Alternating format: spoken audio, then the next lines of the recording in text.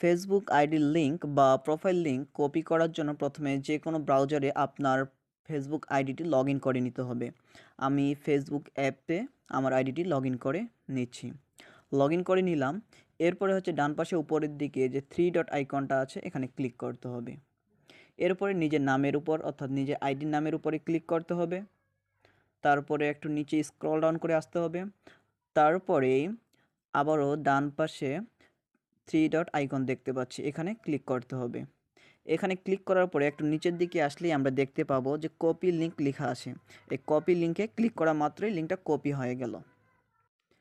আর যদি Facebook light থেকে আইডির লিঙ্ক কপি করতে চাই তাহলে লাইটে প্রথমে আইডিটি লগ ইন করে নিতে হবে। তারপরে হচ্ছে থ্রি ডট আইকনে আবারও ক্লিক করতে হবে।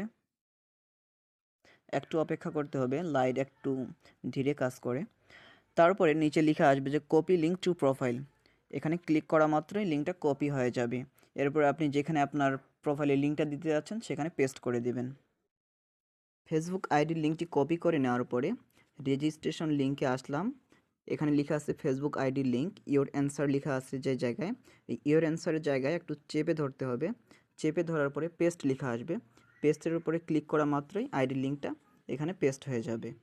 আশা করছি বুঝতে পারছেন। ধন্যবাদ।